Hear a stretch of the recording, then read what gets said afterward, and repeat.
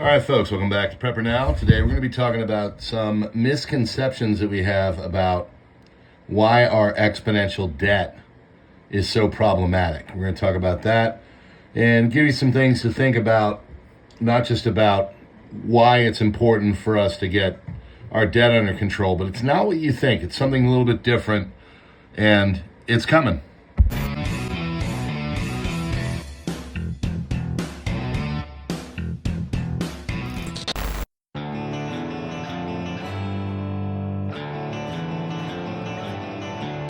Welcome to PrepperNow. Please, Lord, help me get one more. PrepperNow is now being sponsored by Augusta Precious Metals. They're a member of the Better Business Bureau, and you can check them out online at AugustaPreciousMetals.com, and a great place to consider putting your retirement if you want to put it into a gold or silver IRA. All right, friends, thanks a little much for being here. I'm going to give you a little bit of a backstory first before we go into why all of this is not just important to cover, but also some misconceptions that we have. And I've had them too. As I look into this, things are wrong, things are off, but we need to understand that this is a slow motion collapse. And it will speed up, it will get more intense, and things will get worse. But it's not going to go in the kind of ways, people expect a default by the American dollar and our economy and all that. Probably not what will happen, but we will have some issues. So let's go back and just get some basics. And this will embolden you for prepping. This will make you understand that prepping is incredibly important, and we need to do it. And the reason why we need to do it is because all of our money is being eroded, and we're all seeing it. That's why things are where they are right now, and we're seeing so many other problems coming on with people that are not able to keep up. They're just getting more and more mired in debt and problems, and things are getting more expensive, your bread, all of it. Someone came on and said, for $5 I can get flour and make 40, 50, how many loaves of bread you can make with that. And that's exactly right. That's the kind of stuff that we need to be doing now, and the kind of stuff to go on, and just the kind of things that you need to be considering and doing. Bad things are happening, but it's not going to go exactly the way we think. So to understand where it's all going, we need to kind of talk about it. So let's start with the backstory. And over the last year or so, we have seen things like gold and silver and even crypto start to get more valuable, more, whatever. They're going up. How much is has gold gone up? It's $3,500 or something like that. It was $2,000 not too long ago. Before that, it was $1,200. I remember when my grandfather showed me a piece of gold, because he used to have it, and it was a couple $100 at the time. So it's all getting more expensive, but at the same time, it's showing that things are getting less value. Our dollar and all of that is being eroded away. So our money supply is called M2. And what a lot of people don't understand about this is that it is going hyperbolic as well. It is exploding as well, and moving and moving and moving. Then you've got other things. We're all watching and talking about interest rates and, is the Fed going to cut and stuff? Well, that all affects things like our treasury bonds. So that's just basically a person buying U.S. debt, and they'll get paid back and then some for doing it. Well, it's supposed to be a super safe investment, but the problem is that even this is starting to look like it's much more riskier for people to invest in, because they're issuing more and more and more. And, you know, it's you take on the risk, but the problem is that you are not getting the reward that you would hope to see. So it used to be you took on this stuff and you get your money, it's safe or whatever, but you knew exactly what you're going to get. I put in this amount of money, I'll get this back. Well, that risk is coming up and it's rising even more, and it's getting much more. And basically since 2015 to today, over the last 10 years, we've kind of hit this breaking point. And that's the problem with finance, is that everybody expects it to happen overnight. You wake up and the stock market's crashed, or you know, the dollar's worth nothing and all that. That's not the way it works. It takes a long time.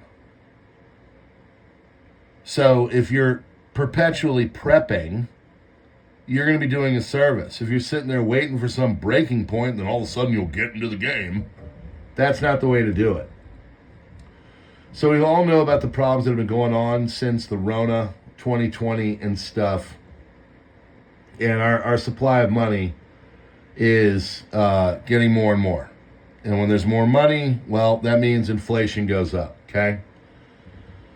So this is making things offset and do things that we haven't seen in a long time. We're getting a lot of red flags in the world, okay? So one of those things is government bonds. All these countries issue them, they buy the debt or whatever, the investors get money back at a certain rate. Well, Germany and Japan on their 30-year bonds pay about the same interest rate, 3.1%. Oh, okay, that's cool. That's all right, whatever.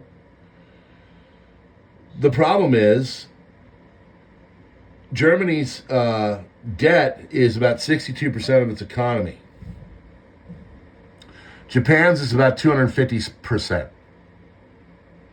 So you're talking about 4 or 5 times, but they're paying the same interest rate. This isn't, it's not normal. I know that probably isn't putting any red flags to you, but Japan's debt is out of control, and the government owns a lot of it.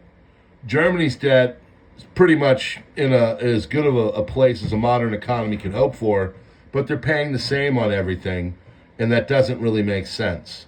And whenever things don't make sense, that means things eventually will break. These are the kind of things that have happened, and when they start to happen, things start to break.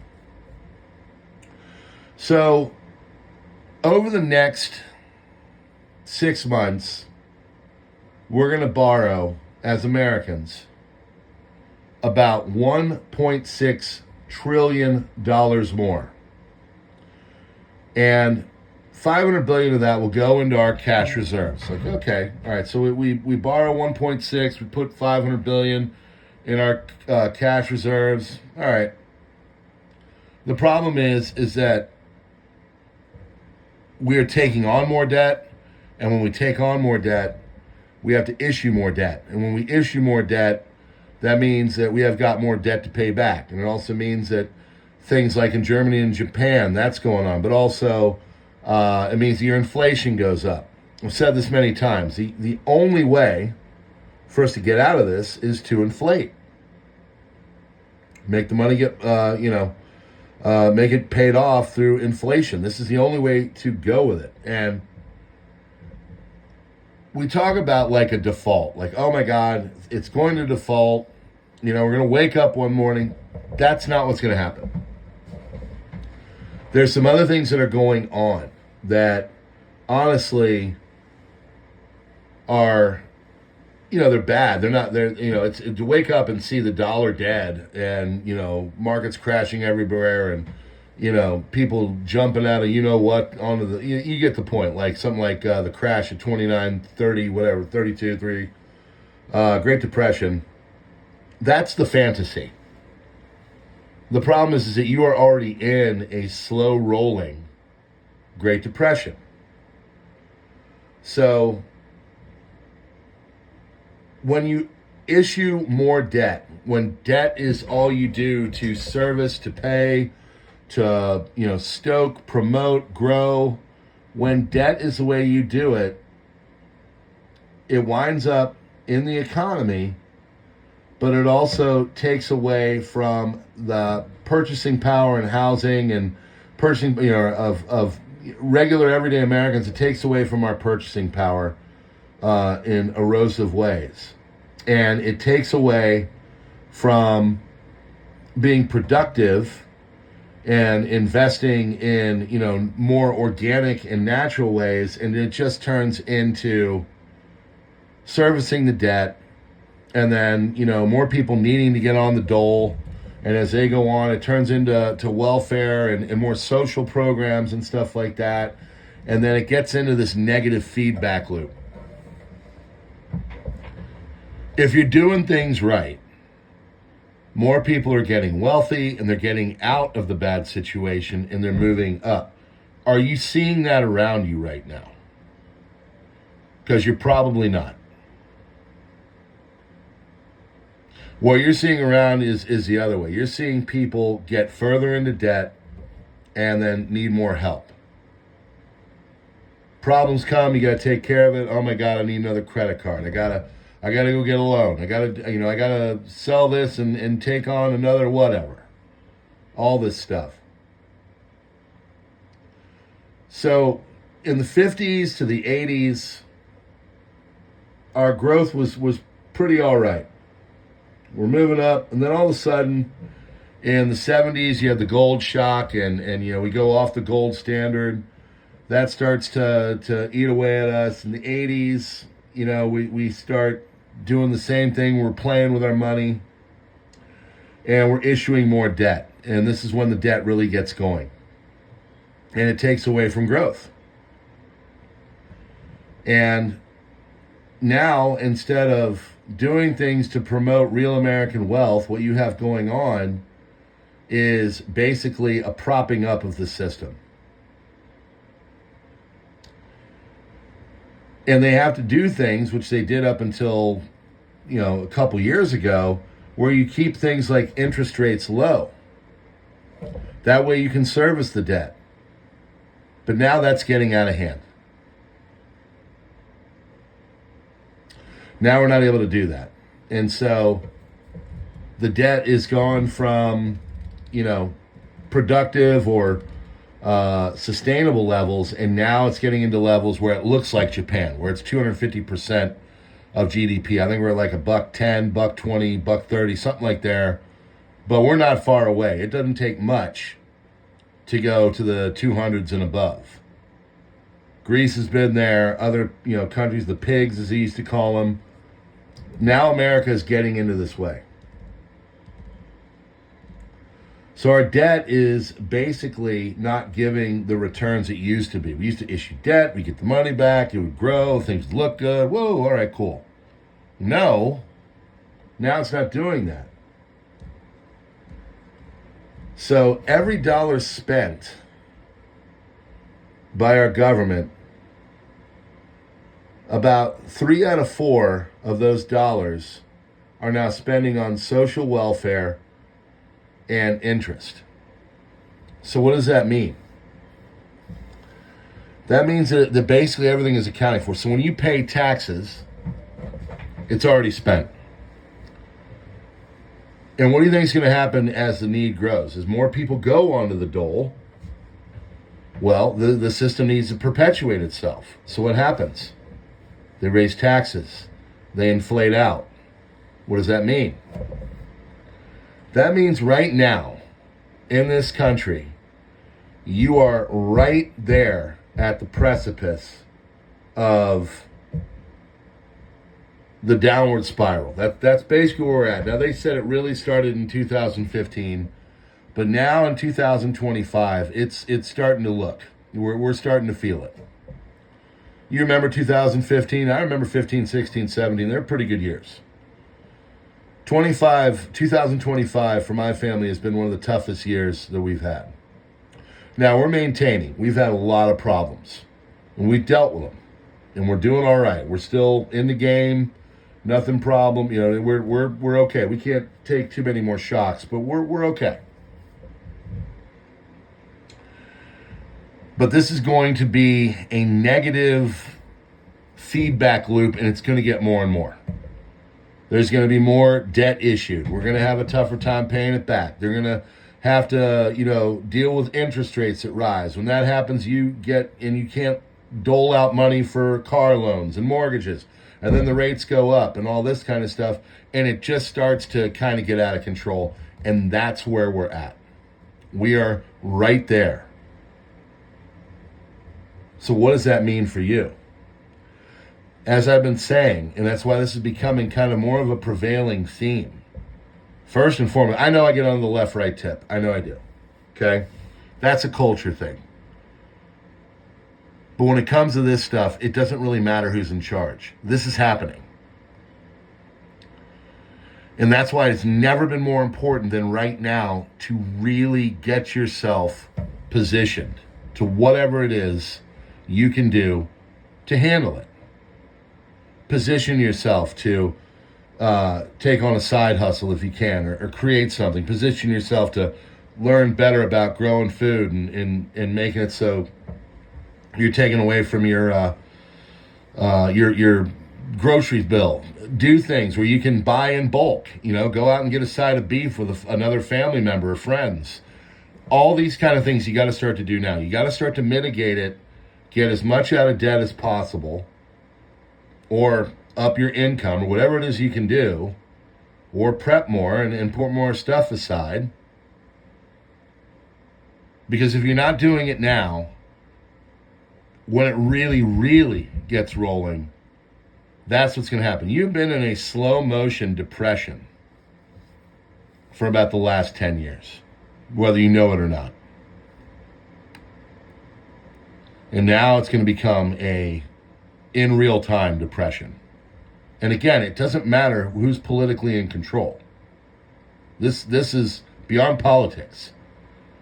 This is where we're at now. We are in an area where it's inevitable.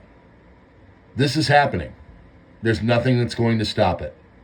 The patient is terminal, and now the clock is ticking, and whatever you do, you will thank yourself later for doing it now. All right, friends. I'm just trying to motivate and give some people. I know this is wonky stuff. I know this stuff is boring. I know it. But if you understand exactly what the cancer looks like, then you'll understand what the chemo is going to be needed to do it.